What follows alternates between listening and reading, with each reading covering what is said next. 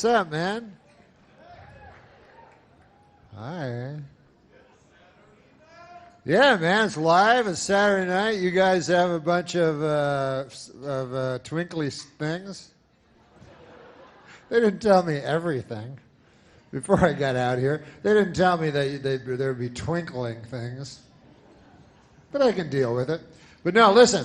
It harkened me back listening to the beautiful speaking, because I remember that, it's 8 o'clock, and do you know where your children's at and stuff? And it harkened back to me, because a half hour earlier, I was saying the same thing. I was in the restaurant. I was like, 7:30, man. Anybody know where my pork chop is?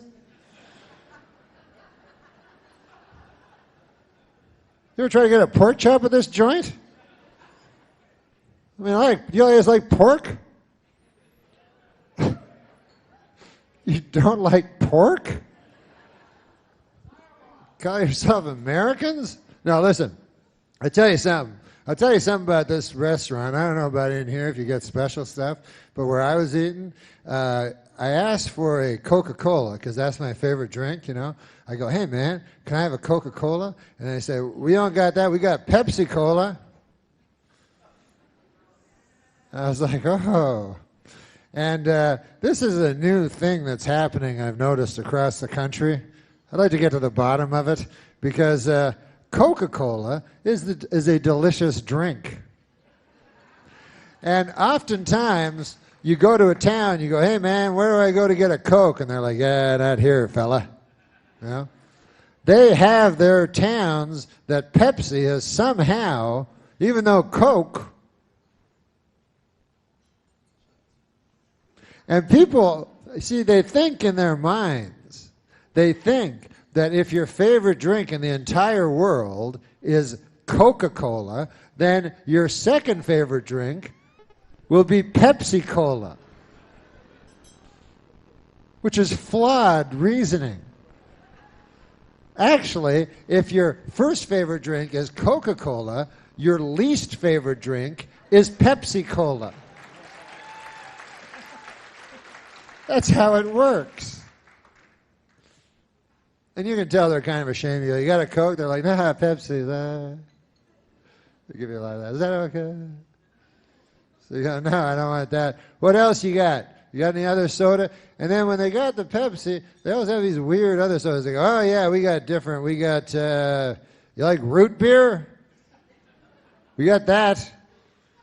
And you're like, well, I'm not 8. I don't know. We got Diet Pepsi. Why are you even asking me that? I just said. We got Sierra Mist. Oh, I'm glad, man. I'm glad you brought that up. I was going to ask, but I didn't dare, because every time I go, they don't have it. But that's my favorite drink.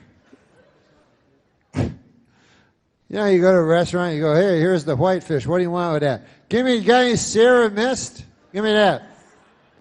What? No Sierra Mist. What kind of hen house horse shit is this? Trying to run a joint here? What kind of business? Honey, get your coat. I'll get the car. I'll bring the car around. You get your coat. I have Sierra Mist. Can you believe these characters? Kind of a.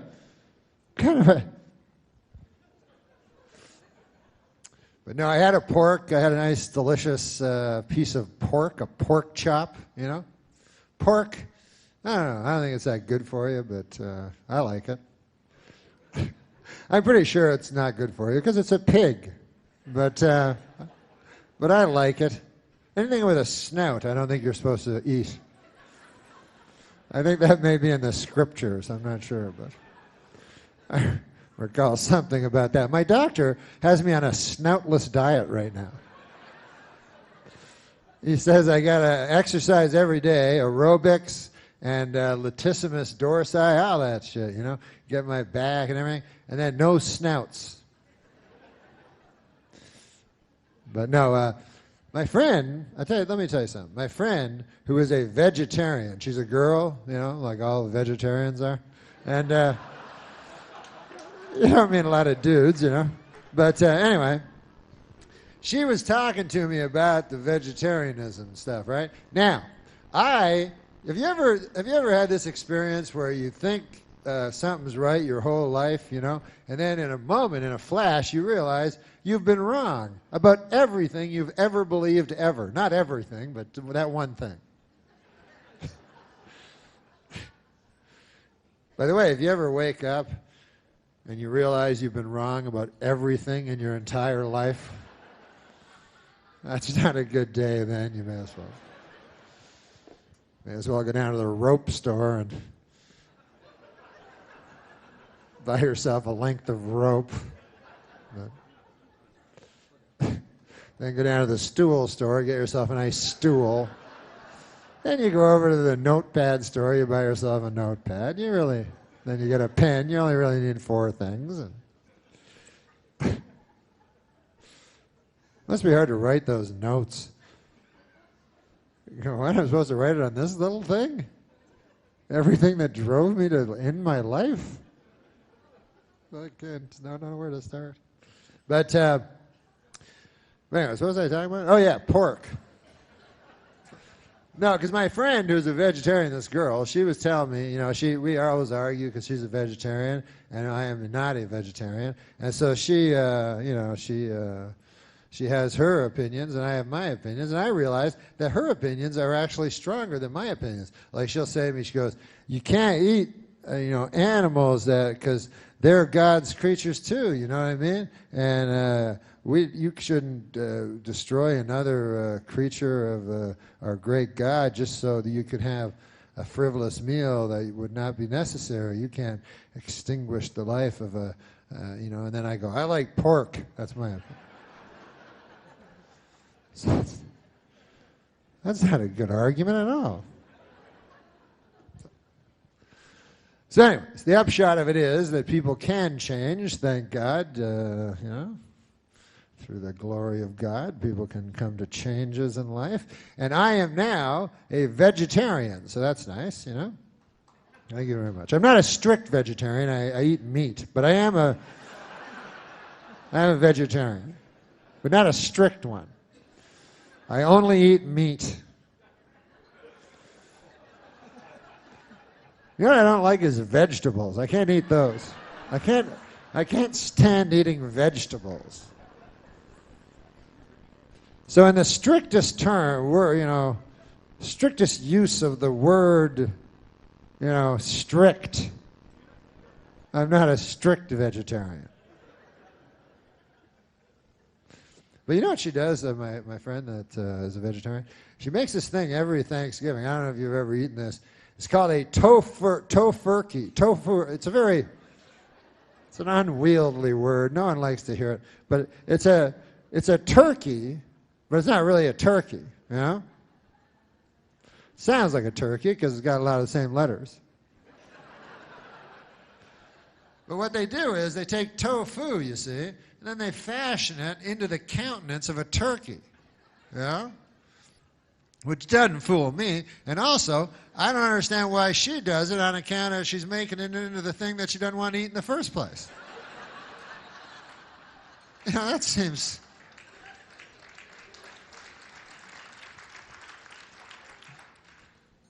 I would not do that, you know. Like I'm against cannibalism, you know. As you all know, as any of you know that follow me on the Google space, WW. I have gone across this country with my anti-cannibal stance, you know, talking to people from one side of this great nation to the other. Every year I put my toe in the Pacific and I travel this great land with my anti-cannibal message, you know? Mostly the young people. I try to educate the young people. You know, I go to the schools and I go, listen, you might think that you're going to be the cool guy because you eat a dude friend of yours, you know? And maybe you will for a couple of years, you know? Maybe you'll be the big man on campus. Oh, that's Jim. He ate a fella. But there's more to it than that.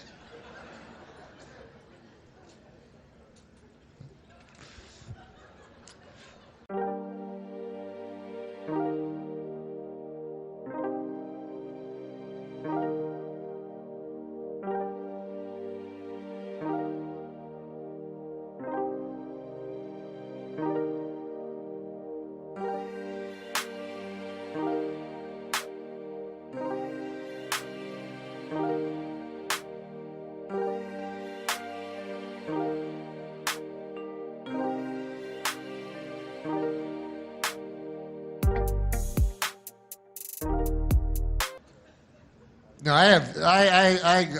You know, I use my time you know what I do? I do a lot of charity work for things that people. I don't like arguing with people. You know, when they have another opinion than me. So what I do is I pick very popular opinions, and then I work for those people. Like, for instance, there was you know the landmine big thing. Princess Diana, one of the greatest people who ever lived, she was against landmines.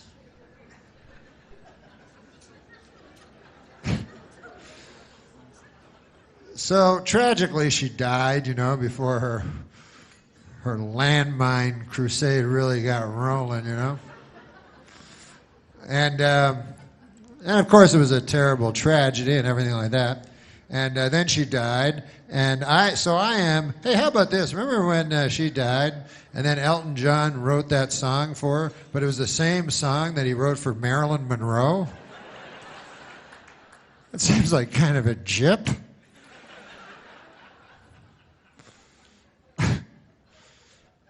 But the king's like, hey, man, you wrote a song for my daughter? I don't know if there's a king. You wrote a song for Princess Diana? Yes.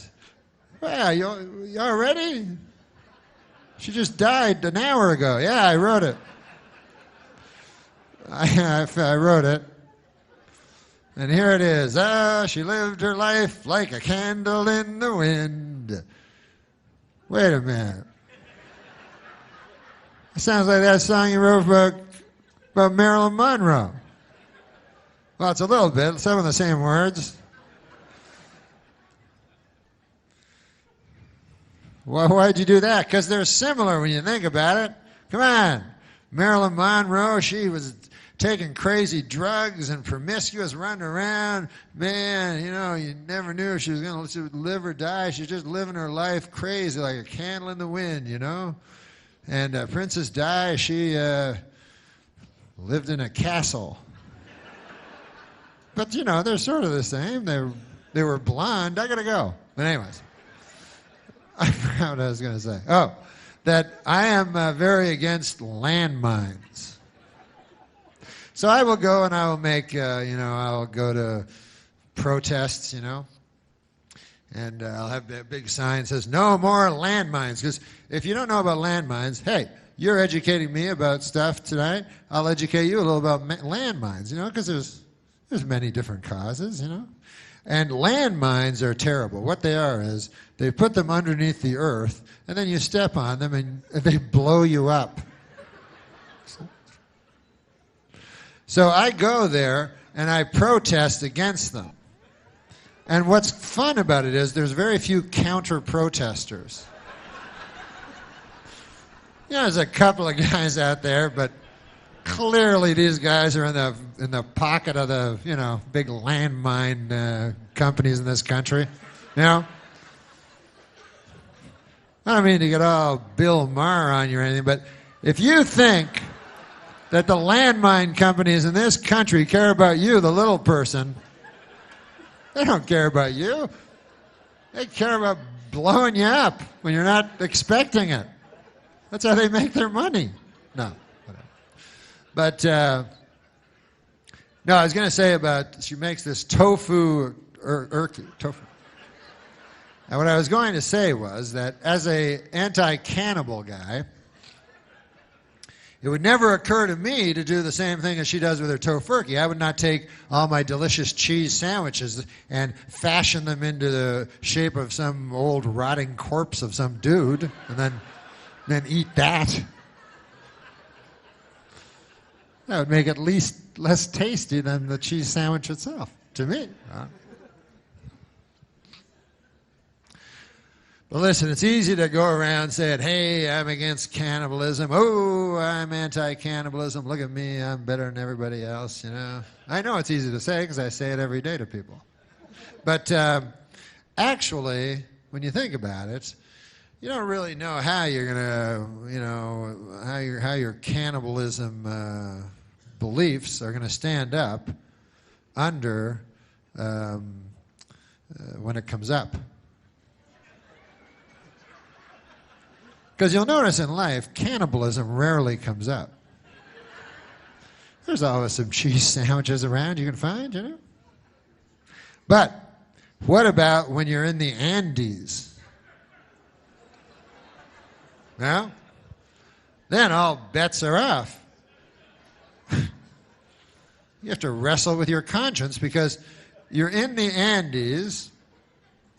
I don't even know why people go to the Andes, but they do.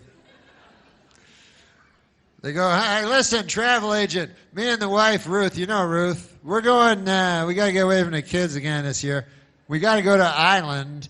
We were hoping something on the other side of the Andes. Anything you got there?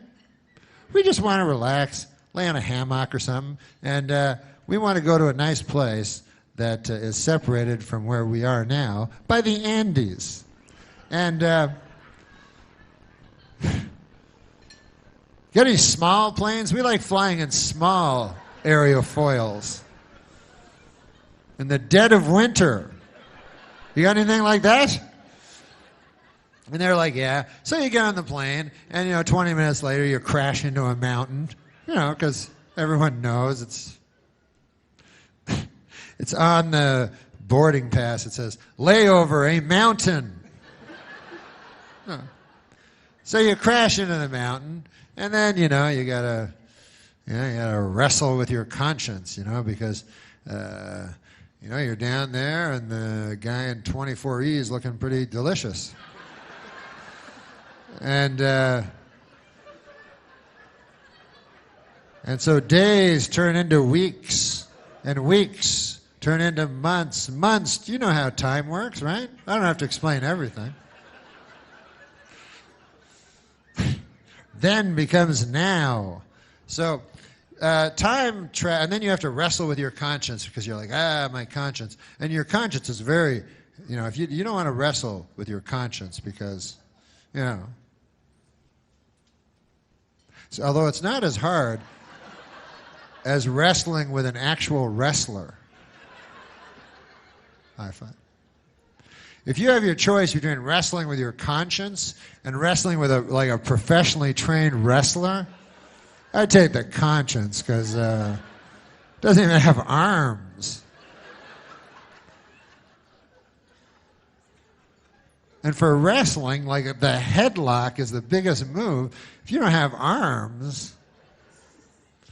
So anyways, you're wrestling with your conscience, and you're like, oh, man, should I eat that guy in 24E? I don't know. He looks pretty good, but I don't think it's right and all this stuff. And then time goes on, and you get... And instead of just acting right away, which would probably be the smarter thing, you wait way too long, and months pass, and then you go crazy, and then you go after Frank, that's his name, in 24E, and you're just, you're so hungry now, you're tearing into him. You're like, Frank, blood all over you and everything, Anyways. And that's the last, and this is what you don't want to happen at that point, is for the rescue plane to come over at that very moment, Well, you're like, what the? They're like, we have hamburgers and hot dogs here on the plane, and delicious cheese sandwiches, everything you want here. You're like, what?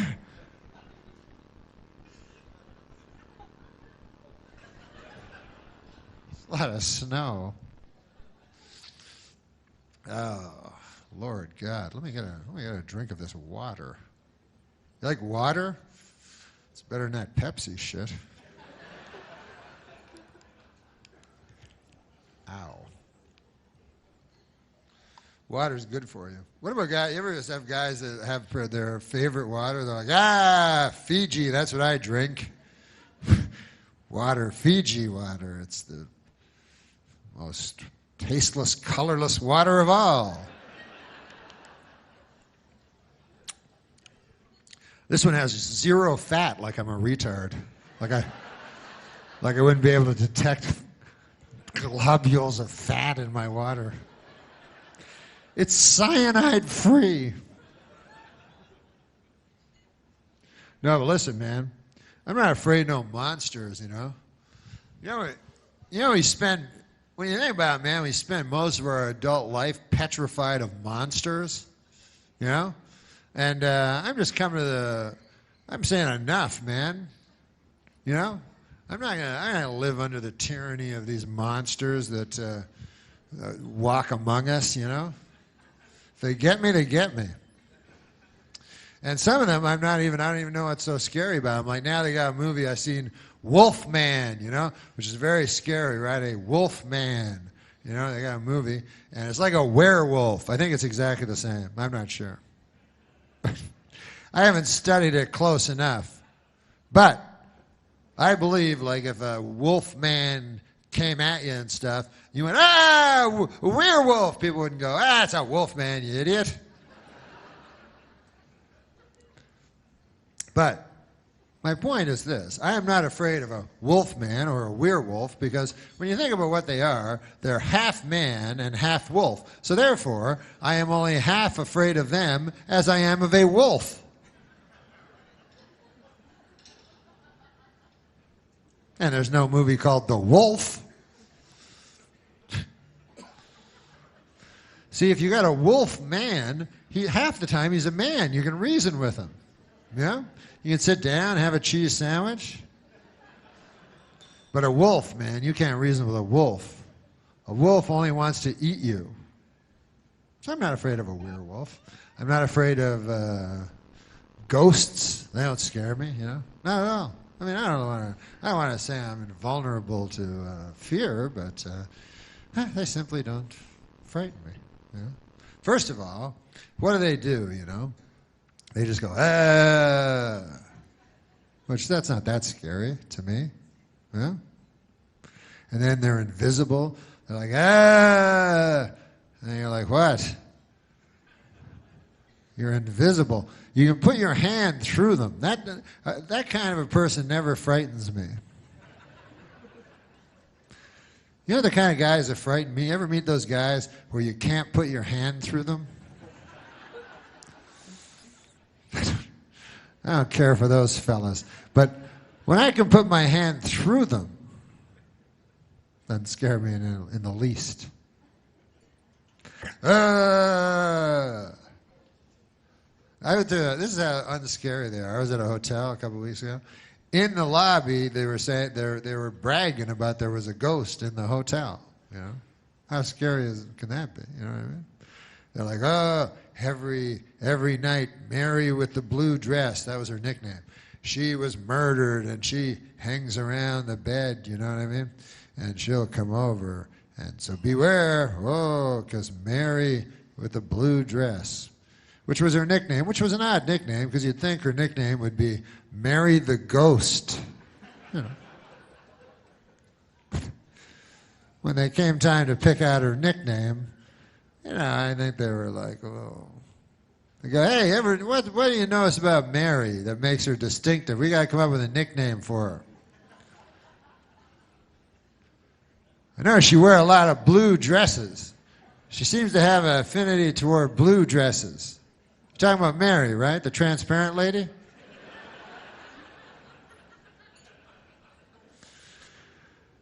So I would call her Mary the Ghost. And anyways.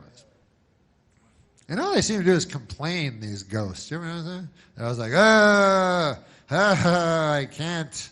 Everything's wrong. They're never happy or nothing, you know? They're like, something bad happened to me. And if I don't get it cleared up, I have to travel all through the world in pain and sorrow, you know? And then I'm like, well, I do too. What the hell? At least you get to walk through walls and stuff. You get to do cool stuff. I think I'll have some more water. I love water. You know, I used to do news on Saturday Night Live, and sometimes people think I know something about news. That's the funny part, because I don't know anything about news. And, like, I'll watch it on the TV, and I don't know what they're talking about, you know. And but I watch it all the time, you know. I'll turn on the TV, and then they go, welcome, the deficit. And I go, ha, ha, ha. I've heard that word before. Yeah, that's about all I know. But I watch it. You don't have to know about everything, you know. When I was young, you didn't have to know about anything. Now you have to know about everything. Everybody got an opinion and stuff. Yeah. You're supposed to know about every single... One guy asked me a couple weeks ago, he goes, Norm, how do you feel about stem cell research? I was like, me? Well, I tell you what, why don't I go to scientist school for 10 years, and then I'll come back here to this very spot, and I'll tell you what those 3 words mean. I don't know. I don't know. That's mostly my answers. And a lot of people don't know. Like you'll see on the, if you ever watch the news, you ever see the news? It's on at 6. They show the news, right? And they'll have a question. And a lot of people don't know, just like me. They'll have a question. They'll show a pie chart. So they'll say, does President Barack Obama deficit reduction, question mark, something like that. And then they show a pie chart, you know, so you go, oh, man, that looks like a pie. You know, you get happy. And then they have like it cut up, and they'll say like 47% yes, 48% no, 5% I don't know. So that's like me, you know. There's no shame in that. No shame at all. Well, I phone them every time there's a one of those things on CNN, like one of those polls. I phone up. I want to get on that pie chart. You know, I phone up. I go, hello, excuse me. Is this the TV? Yeah, you just asked me a question. I don't know. How the hell am I supposed to know? I didn't even understand most of the words in the question. What's that cost? $1.50? Is that what it said at the start of it? Excellent. All right. I better get on that pie chart. I'll tell you that. I'm not a guy to throw away 12 bits on, you know, on nothing, to tell you be quite honest with you. Nothing. Oh, look at that. So, yeah, I don't know a lot about stuff, you know. Like sometimes when I go to parties and stuff, because everybody got opinions and stuff like that, what I'll do is I go to parties not to talk opinions with people and elevate myself or anything like that. I go to parties to try to get me some free sandwiches, you know, because I find at parties often you can find, if you look, cheese sandwiches for free. And often what they do is they'll put other stuff in it, you have to take it out, so you just get the cheese, but whatever, you know. It's free. And but the other people I notice, they go there to converse and talk of the issues of the day and so forth like that at the parties, and I don't like that kind of stuff, you know. So I tried, and I don't know anything. See what I mean? So what I'll do is before I go to the party, I just turn on the TV, you know, on one of them channels with news, and then there's a guy with a suit and a tie. I just say whatever he says. I'll say that at the party, and it usually works. I'll just go to the party and everybody will be yapping. They'll be like, deficit and health care, trillion, billion. Then I go, yeah. Hey, I got an opinion. Listen to this now. I blame the media.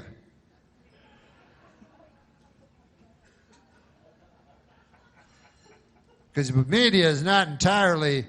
without following you think about it, I mean, you know, you can't just completely say that the media is, anybody seen them sandwiches?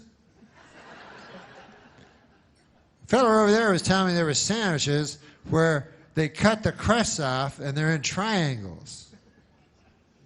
Fellow over there. And he said they had toothpicks with frilly toothpicks in them. None of his. Not a single one of us. All right, fair enough. But I have a thing, see, I have a thing where I can judge guys that are at my own smartness level. You know what I mean? Because I don't know if you ever got caught talking to a smart guy. You ever have that happen to you? That's not a lot of fun. Like you're at a party and you're at that kitchen part where there's that big square thing. I don't even know what it is, but you're all standing around, and then there's 5 of you and 3 of you leave, and it's just you and the smart guy, and the guy's got a pipe or something. He's like, anyway, how about that leader from the foreign country? What about his name? You're like, ah.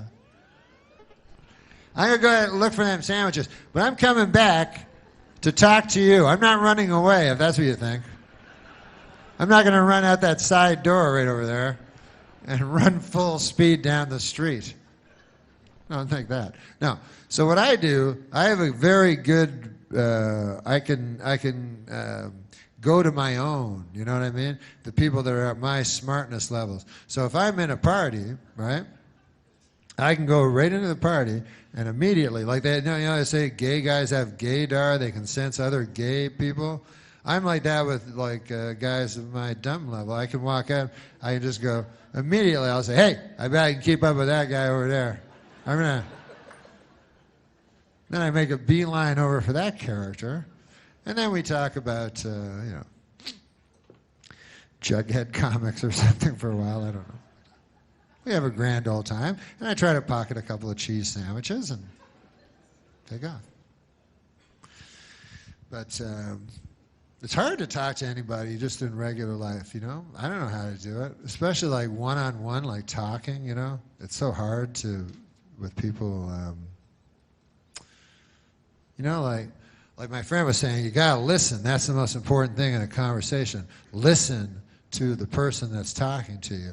But that's not enough, because eventually that other guy will stop talking. I'm good at that part. But, and then you go, oh, sorry, I forgot to think of something to say there. You keep talking, and the next time you stop, I'll say something. So you got to do two things at once. So you got to listen to the guy, everything he's saying, plus anything he says that you may know something about, you know, you got to keep that in your head for when he stops talking. You know what I mean? So maybe he's yapping, and all of a sudden he mentions Fonzie or something like that, right? So then in the back of your head, you go, hey, wait a second, I know something about Fonzie. So as this idiot stops talking, I'll say my Fonzie thing. Excellent. Excellent. Doodly-doo, doodly-doo. Doodly-doodly-doo. Ah. Peace. So this is what it feels like, huh? Doo-doo-doodly-doo. And then maybe the guy changes the subject. You're like, whoa, whoa, whoa, whoa! Hold on a second there. Wait a minute. No, it's interesting what you're saying now. It's interesting. Hey, but what about then? Remember then? It was earlier than now? You were talking about Fonzie. Yeah, anyways. Interesting thing about Fonzie is this. It's not his real name. Arthur Fonzarelli. That's a true fact, man. You can Google that up on the W. All right, you talk for a while now. You know, it goes on from there. But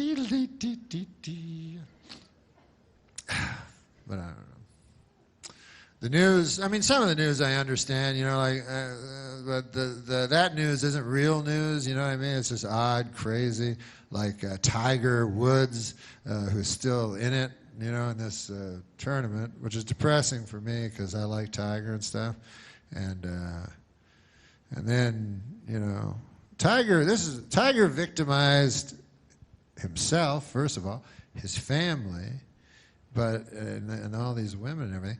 But he also victimized the golf fan, me. You know what I mean? The guy, I believed in him and I trusted him, and so it was kind of sad for me because I don't care if a guy wants to lie down with ladies and stuff like that. You know, I understand that's a thing guys like to do, but I don't like hypocrisy. You understand what I'm saying? I don't like a hypocrite. And to me, Tiger, when I was watching him, he always presented himself to me as a golfer. You know? I always thought he was a great golfer. I watched him my whole, you know, life. And he'd be in the sand hitting it out, and then the golf ball would come real close, you know what I mean, to the hole. And then he'd put it in and go like that and everything. So I was all happy. I go, man, that guy's a golfer. People would ask me, who's Tiger Woods? I go, he's a golfer. Right? Now, I had no idea he was leading this double life where by day he was a golfer And by night, he was laying down with ladies.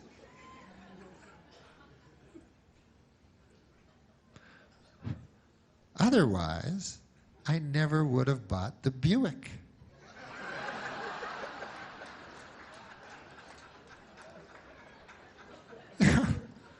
Now I'm driving around a Buick. People snickering at me and stuff, you know?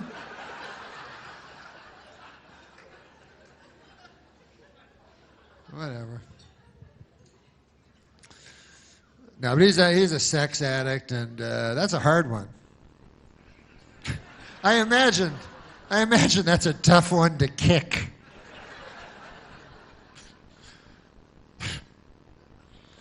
Wouldn't that be the worst? Like those meetings, like a sexaholic. What if they have those meetings? What do they call them? They always say aholic. It only really works with alcohol. Like sex, AA, yeah, for sex. That would be a weird. I don't know how that would go. But you know, if you haven't had sex for like a year or something, and then you don't want to hear about some guy's relapse. You know, guy's like, I've been weak. Oh no, you don't have to tell us. I met her in a bar. She was gorgeous. Please. You have to hug the guy. That's too bad. Oh, that's terrible. Well, we all, whatever.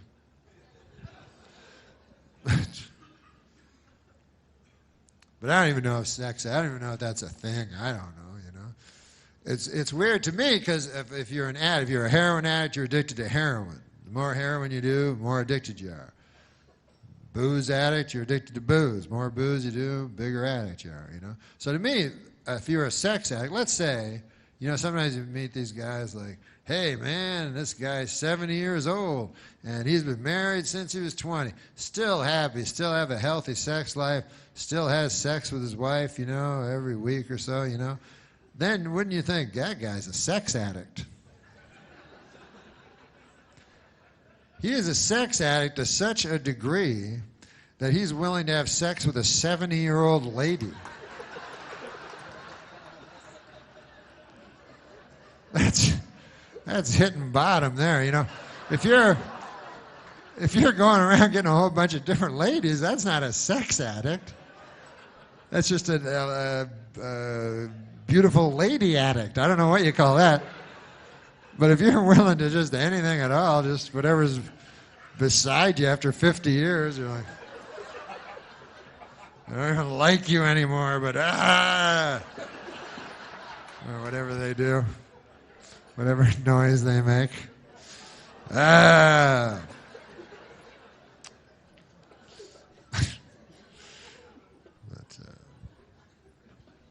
man, I don't like those news stories that's scary either, man. That's why I don't like watching the news no more. Because when I was a kid, just news stories be real stuff, you know, like about the world or whatever. But now they'll have little personal stories that have nothing to do with nobody, and they present it as the news, you know, and then you don't want to see them, you know. And I noticed the latest one, they all seem to have, the show will open the news, and there'll be a guy with a suit and a tie, so you know he's a newsman. And he goes, hey, our top story tonight, a lady has vanished. And you're like, oh, yeah? And they go, yes, she's gone. Yeah, oh, yeah? Do I know her? No. You never heard of her, but we're going to tell you about her. We got Bill. He's on the outside. They have one guy inside, one guy outside. Bill, what's going on? And then Bill's outside. He's like, yeah, the lady vanished. Her name was Janice, and nobody can find her hiding her hair of her car. Was found in the car is fine. It's in the Burger King lot, but we can't find a lady. All right, back to you. And, you know, so then you're at home. You go, well, I don't give a damn on account I never knew her in the first place. How can I possibly care? As a matter of fact, I'm happy it's her and not someone I know. So, but then they go, we'll tell you about it. You go, no, that's cool, you know. I don't really want to know. But they can't help themselves, you know. They go, here she, oh, hey, Bill, you still outside? And he's like, yeah, of course. And they go, we understand you have some friends, a Janice, to tell you about. Yes, we've been talking to some of her friends anyways. Turns out she's a good lady.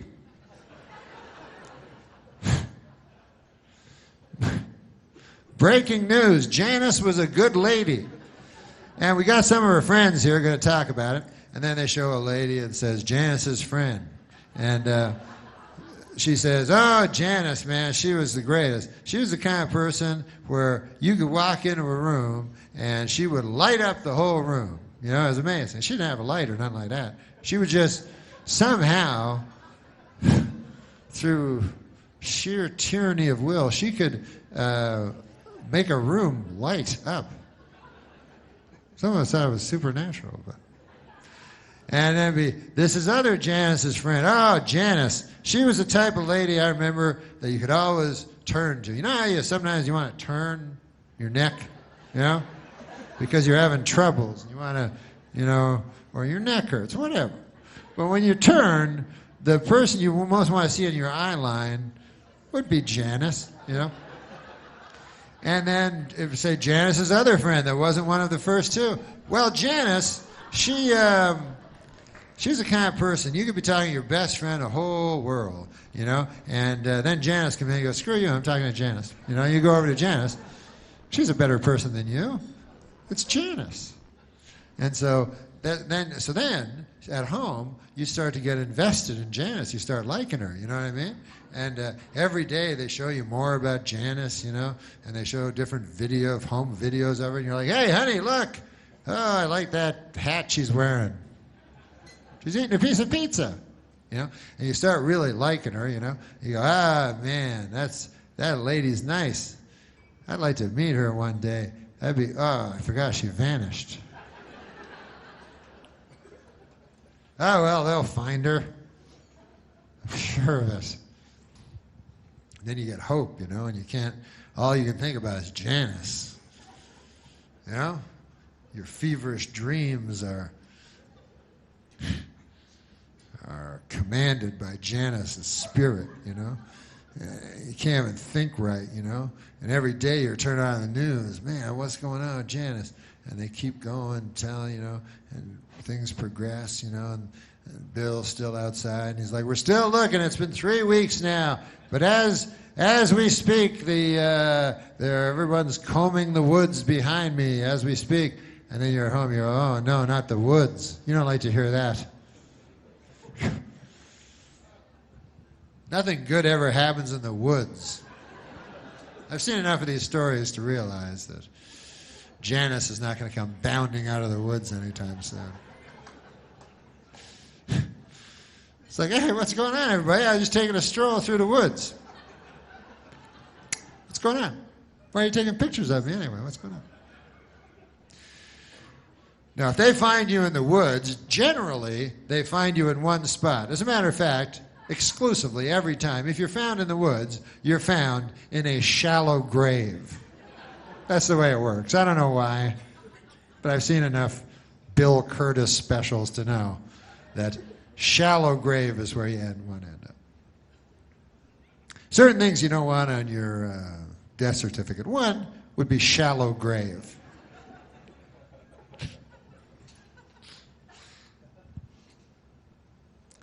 Massive. You wouldn't want to see that on your death certificate, the word massive. Or maybe you would. I don't know. Maybe that'd be a good one.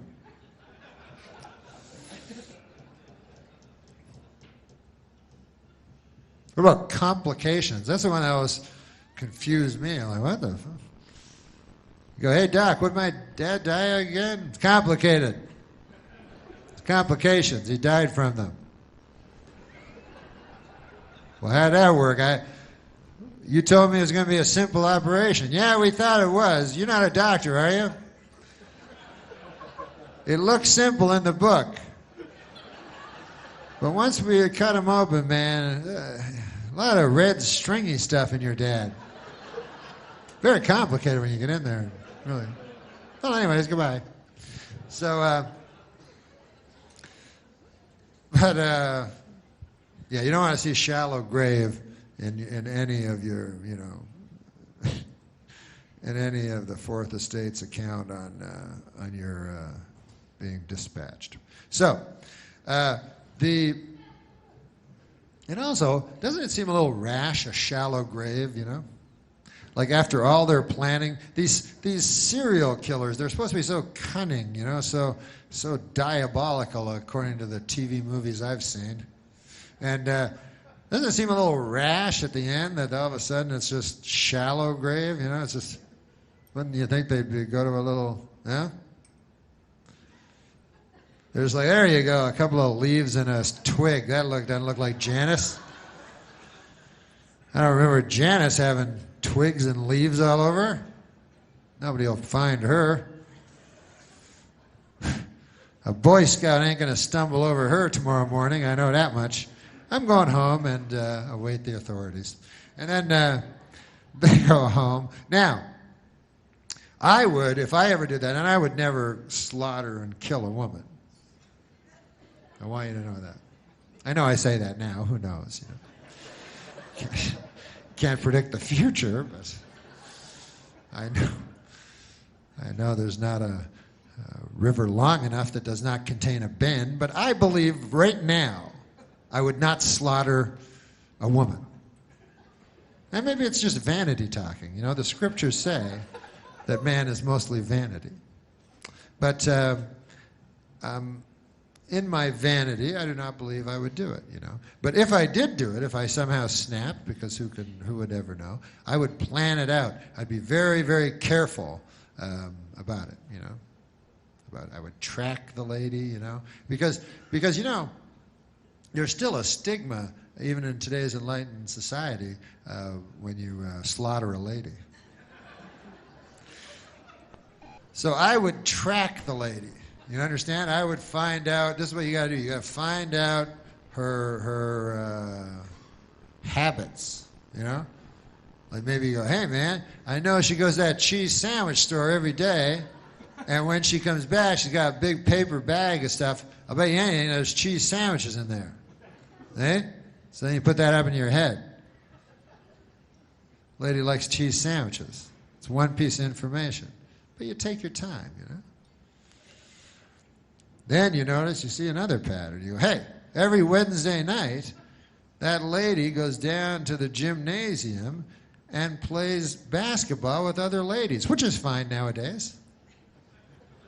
So, what I would do is I would stand outside of the gym, you know, and she'd come out there all sweaty with a ridiculously tri-colored ball, you know, and she'd be finished her game, and then where would I be? I'd be standing at the other side of the parking lot, and in my hand, what do you think would be resting but a cheese sandwich, right? So then she'd go, hey, what's in your hand? I go, what, nothing? She'd go, yeah, there's something in your hand. I go, there's nothing in my hand. I don't know what you're talking about. She'd go, there's something in your hand. I'm not blind. I see something in your hand. I go, there's nothing in my, oh, yeah, this. Oh, no, it's just a cheese sandwich. What, why, you like them or something? I got a whole bunch in that van over there. Yeah, that craziest looking van you've ever seen in your life. It's right over there. You want to go through it? You want to go get some? And by the way, if you ever do this, and I don't think you ever should, you don't have to have cheese sandwiches in the van.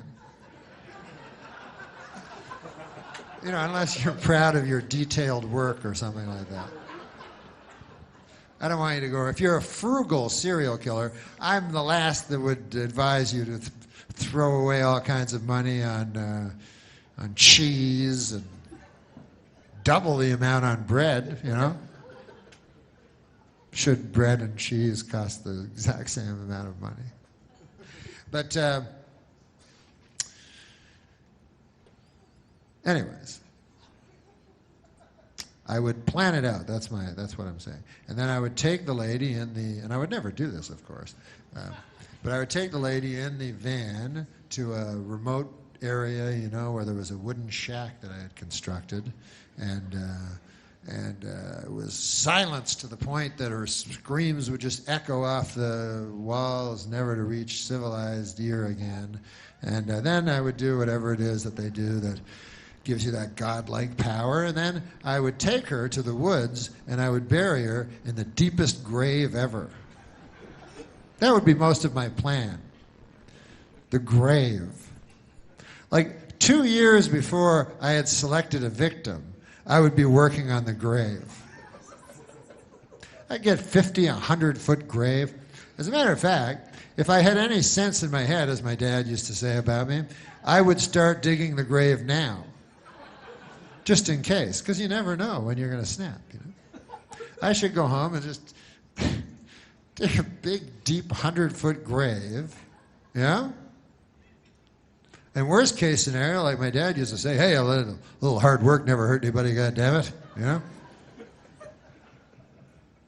And best case scenario, I slaughter a lady and get away with it. If you're gonna slaughter a lady, and I'm completely against it, it's much better to slaughter a lady and get away with it than slaughter a lady and not get away with it.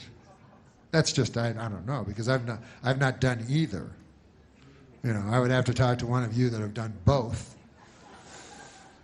to really get an answer. But I would suspect, like anything, not getting caught, you know, is the better choice than getting caught.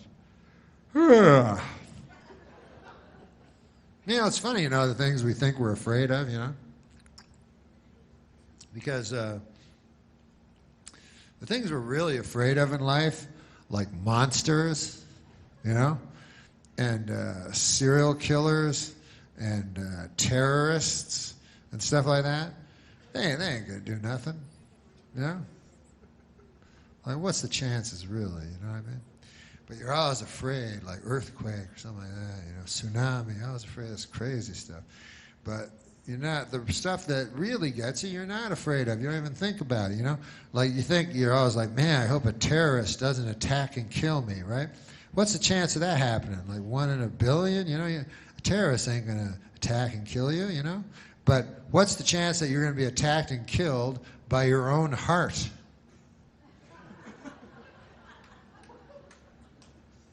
At 100%? Yeah, nobody even thinks about that. Nobody even cares about that. Your heart can attack and kill you. And yet people like their hearts, you know. They give you for Valentine's, oh, a heart, ooh. People go, man, that guy's got a big heart. I go, you better fucking watch out on account of I could kill him. Does he know that? That it will attack and kill him when he's not expecting it at all? That's what happened to my dad. His heart attacked and killed him. It was tough. I don't know if you ever loved anybody, but when you love somebody and then their heart attacks and kills them, man, it makes you sad. And my dad, I loved more than anybody, and he never saw it coming, you know. He thought his heart was on his own side. He was looking around for terrorists, shit like that. And just one time, boom, his heart got him. He was lying in his bed, and boom, by the time he hit the floor, they say he was dead. And I saw him, I was the second guy after my mom to see him, and I was, oh, blood, it was black. I thought it'd be red. And he was lying there, and I was so sad. It was the most saddest moment ever. And it was too late. He was dead already, you know. And then the people came in the white. They wear white. They're not doctors, but they wear white. And it was too late. And they just try to make it feel better, you know. They just say anything, you know. Like one guy was like, "Don't worry, Norm. He never felt a thing. He died in his sleep." And I was like, "Really? When his heart attacked and killed him?" Because I wake up if my cat walks across my belly. So I don't know if my dad was that sound a sleeper.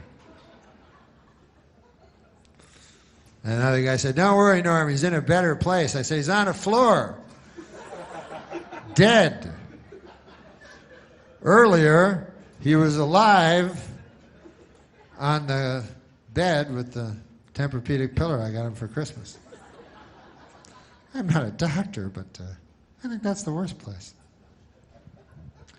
But it doesn't matter. It doesn't matter because I have my faith. So as long as I have my faith, you know, I'm all right. As long as you have faith. If you don't have faith, forget it. You're through. But you know, You can have other things, I guess. You guys drink booze? If you don't have faith, like I have faith, you know, I have deep faith, but if I didn't, I think I'd go for booze. Because it seems like a good thing. My buddy, everybody has diseases. My buddy has alcoholism, which is a disease, and he told me that. He said, Norm, I got a disease of alcoholism, you know, it's taken over my life, and it is a disease, you know. But I always try to look on the bright side of things, and I told him, I said, listen, Bobby, his name's Bobby, I said, you know, it's true you got a disease and everything, you know, but you got to look at the bright side, because that's what I believe in. And as far as diseases go, I think you got the best one, I told him, you know. Because it's the only disease where you get to drink a lot of booze all the time. As a matter of fact, that is the disease. Just drinking booze. It's not exactly bowel cancer. You know, like my Uncle Basil, he has bowel cancer.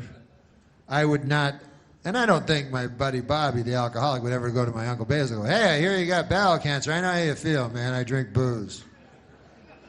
Those diseases, good Lord. What are your symptoms? My bowel hurts a lot and I bleed from the bowel. How about you? I get happy. And sometimes I go somewhere, I meet someone that has the same disease as me, and then I have sex with them that night. That's in the latter stages of the disease.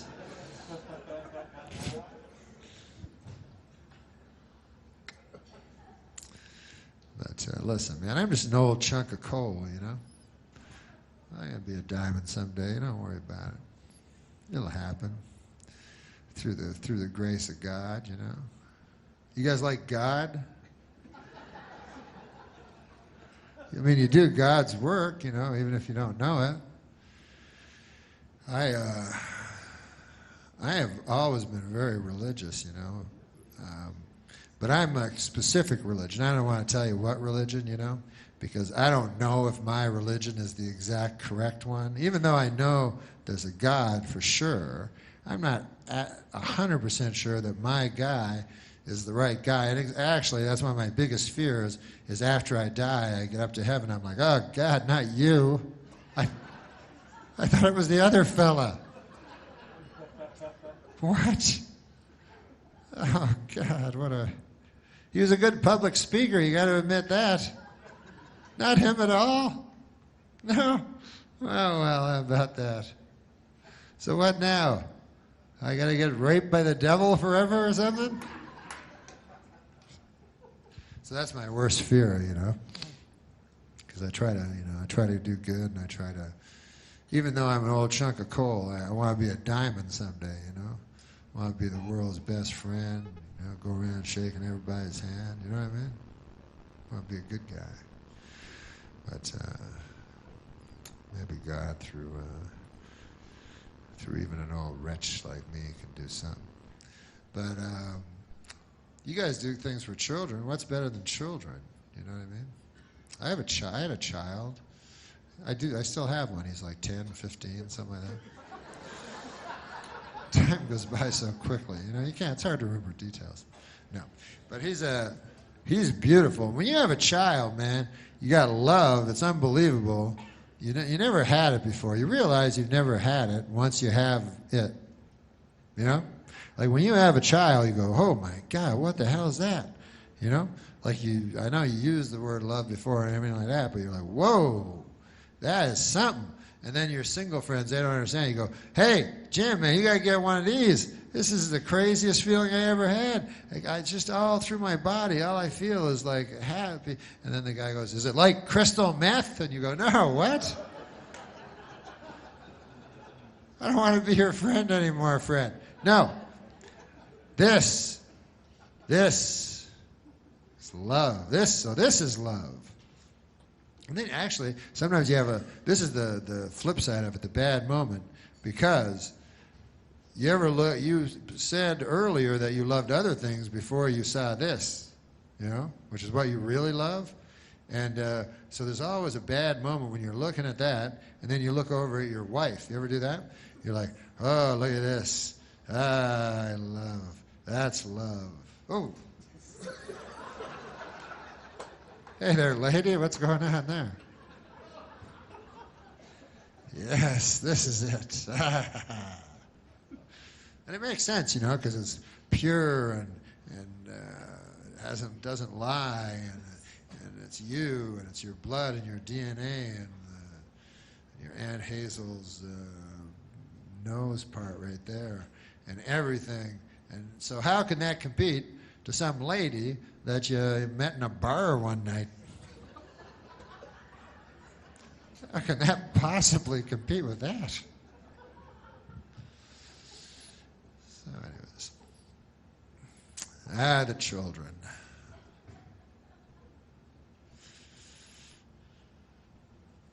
I love children. It's funny, like you can't love children anymore because, even though Jesus, and I'll tell you something, I don't want to say any specific religion is better than all the false ones. But this is the only religion, I'll tell you, that I am against. The Church of Satan. Any retard knows that's not the right one. I think even Satan himself admits it. Anyway. So Jesus was, that's one of the only, I think it's the only religion that puts children at the core, of their religion, They love children. So that's good, because I love children. But when my child was young, though, it was always worry. I remember when he was really young, and I was worried about everything. I remember one time, like he was only 4 days old or something, I was watching TV, and they had a news story. They said, coming up, a news story on crib death. And then I was like, that's where my kid sleeps. You would think crib death would put a crimp in the sales of cribs. If not wipe out the entire industry. That's what I would think. A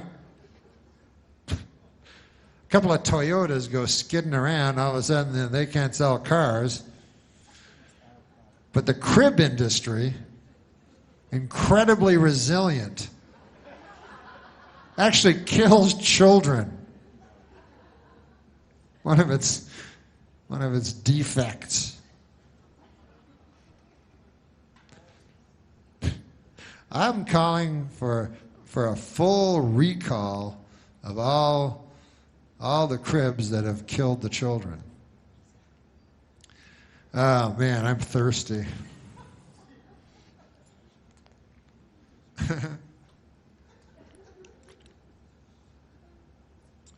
La la la la la la la.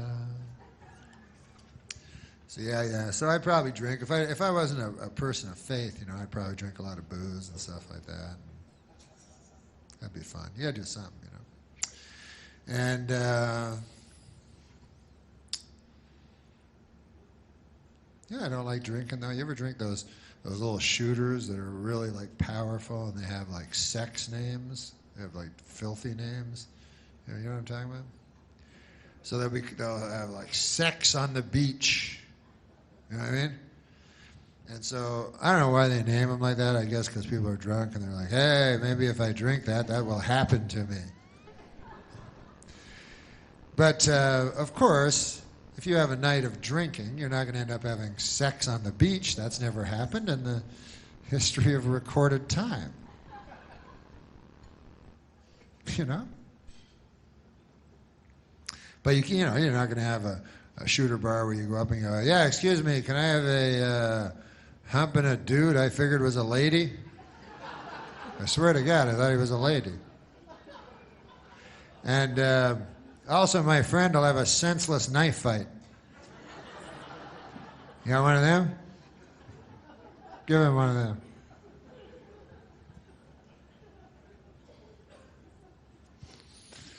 But,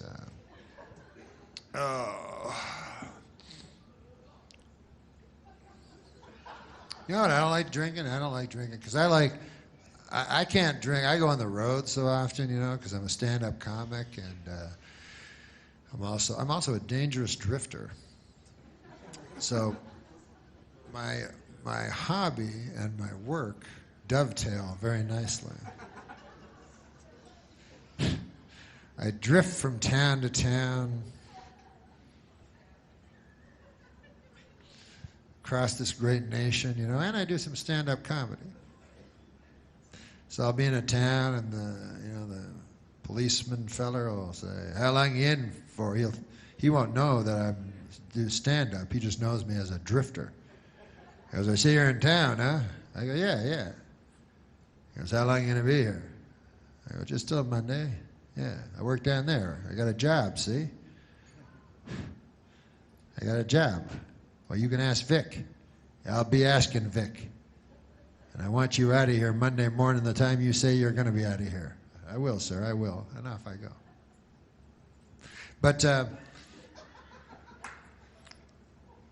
what I was going to say was that, as I travel this great nation, you know what I would like to do, actually, is if there is a Great Depression, is that coming, by the way? Because you guys seem to know more than me. Like, will there be a Great Depression? Like, will I be carrying around at some point a stick with a thing on the back of it? And will I be hanging around big garbage cans with fires and making hot dogs with them and sharing them with my friends and ganging together? We got to gang together in case the other gangs get us. Huh? I don't know. Keep seeing things on the news. Got to prepare myself. What about those things you see on the commercials where you go, I think everything's like retarded now because something's happening weird, Like you ever see where they'll go like, have a guy in the commercial and he goes, "Hey, you like gold?" And you go, "Yeah." You go, "You ever think of getting gold? Keeping it? It's worth a lot of money." And you go, "Yes, of course I've thought of that ever since I was 5. Daffy Duck. I first thought of it when I watched Daffy Duck when I was 5. Well, you should get gold. I'm G. Gordon Liddy, and I broke into the Watergate Hotel. You like gold?" I don't even know why the guys. What about guys that, forget it. I was going to say guys that do commercials where they're, when guys are old and they do commercials and you kind of feel sorry for them, because they're old. Like, remember the $6 Million Man? Right? The guy was worth $6 million. No, he's an actor, but he played the $6 Million Man. So when he got this, he goes, "Hey, man, what's the role going to be? You're going to be a guy worth $6 million. Say your arms are the best arms and your eyes, everything." So he's feeling good about himself, He's like, "Yeah, that's pretty cool." Because a regular man is not worth $6 million. You'd be surprised to know this, but an actual regular person, if you just took them down to their trace elements, you know what a human body's worth? It's only worth like a couple of $100,000. So, but this guy was worth $6 million. So now, anyway, I seen him on the commercial. He sells the bionic ear. So this is kind of sad to me, that he was at one time, Hollywood $6 million man, and now he's like, "I don't hear too good. You want to buy this? The bionic ear." And of course, you get gypped because you think of the bionic ear from the show, where it was like do do do do do do do, and you could hear from a long way away. You know how you could tell the Bionic Man was fast? By the way, this is kind of a neat trick they did that seems very counterintuitive. But at the start of the Bionic Man, they'd show a collage of how powerful he was. To show how fast he ran, they would show him running in slow motion. So he'd be like this, da, da, and you go, "God damn, that guy's fast." You go, "Man, I wish I could run that fast. How does he run that fast?" Anyways, I always feel sorry for those guys that have to do that. What about those guys that have to do? They get so old, they do those commercials for old guys that can't get insurance and stuff. That's a bad job. Ed McMahon had it for a while, then he died. You know, after that job, generally you die, but because they pick an actor that's going to die soon, so he can relate to the. But so now it's Alex Trebek or something, but it's always like and they're trying to get old people, really old people, to get insurance that it appears they shouldn't be entitled to, and so it's always like, hey, have you never been accepted once? Everybody decline you because you're so close to death? Anyways, we want you. I don't know why, but it's costs $2 a year, and we don't make a lot of money, I'll be honest with you. My father started the business, and he was worth $6 billion 6 years ago, and he blew it all with this ridiculous venture. Anyways, so listen, guys, in honor of the children, you know, because, hey, the children are our future, and I believe that. I don't really believe that because they told me that when I was a kid, and it didn't work out. But I will tell you a joke that a kid told me in a sick kid's hospital. He told me this joke, and he promised me to tell you. And he's going to see his Savior before I mine, probably. Who knows? But his joke is this. This is his joke. He goes, it's a funny joke, and then I'll leave you. But you guys have been great. Thank you so much. So here's the joke. The joke is this. A dog walks into a telegram office, Western Union, I'm supposing. And he didn't know. And he said, so the telegram guy goes, hey, what do you want me to write in your telegram? So the dog goes, woof, woof, woof, woof, woof, woof, woof, woof. So the guy writes it down, you see. And then he says to the dog, he goes, hey, dog, I can't help but notice here, there's only 9 words on your telegram, you know. 10 words or less, it's the same price. If you would like, I could add an extra woof, you know. And then the dog goes, but that wouldn't make any sense. Why would I?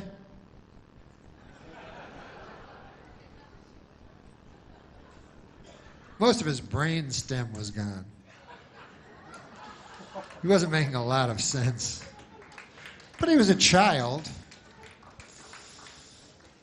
They said he was more host than virus. I don't even know what that means. I'm not a doctor, but no such child exists. All children are beautiful, except the evil ones. I like all children, except British children. I don't like those British children because they remind me of the devil. They're very evil. And, you know, I grew up with the Omen and stuff like that. And, you know, when the Omen was young, Damien, you know, he was all scary and everything, you know. And then later, they did Omen 2, and he was a little older. He was still frightening. And then he was like 13 in the third one, and then he was frightening. Then they did one, he was an adult. He wasn't frightening at all. It's interesting, huh? You would think that you know, human beings would become more evil as time went on. You know? You wouldn't think that the embodiment of evil would be inside of a child, but you know, I think that's just the celluloid pictures we get. You know, I think in reality, you know, as the scriptures say, let the children lead us. You know, so let me think if I can think of a joke. It always seems fair.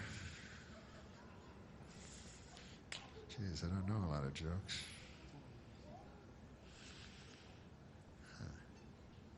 Oh, I know a joke. There was a guy who had a great pig, man. This guy had the greatest pig in the world. And so a guy come to his house and said, man, I hear you got the greatest pig in the world. So the farmer goes, are you kidding? You talking about Bill? The guy goes, I don't know, man. I just heard it was a pig. I didn't know it was a name. He goes, yeah, his name's Bill. Bill the pig. And this pig, man, he's the best. He goes, why do you say that? How come you say that? You got any examples? He goes, I got examples. He goes, last summer, man, he goes, our child fell into the well, and was in the well. We didn't even know, and the pig came running. I was at the back 40 hoeing, and the pig grunted and snorted, and I came, just got my son out just in time. God bless that pig, The pig had a wooden leg, by the way. I forgot to tell you that part. And so then he goes, yeah, that's interesting, but he's got a wooden leg. He goes, let me tell you more about the pig. He goes, then another time, he goes, that pig saved my life, man. I was under the tractor, and a pig, with his own weight, pushed up the tractor and hurt his spine. He had disc issues later, but he did it for me on account he loves me. And he goes, well, but still, you only got the wooden leg. Never mind that, the guy says. He says, listen to my stories about the pig. He goes, this pig, well, last summer, the big fire, you heard about the big fire? You never heard about it? It was a big fire. It was a big fire all down the rural Route 20 here, and it hit our house the worst. Anyways, the wife and I are very sound sleepers, and we didn't hear anything. And if it weren't for the pig who hit his snout on the window outside of our bedroom, hit it with such ferocity that it smashed the window open, and we escaped, the black smoke, then we would not be alive today. Why we belong to this pig. This pig, we would not exist without it. It's our most prized possession, if you could even call it that. We love that pig more than anything. And so then the guy said, but I still don't understand. How come it's got a wooden leg? And then the guy says, are you kidding me, man? Have you even been listening to me? You can't eat a great pig like that all at once. You haven't heard a word I've said? What is wrong with you? Hey, folks, you've been great. God bless. Keep up the good work. And may God save your souls.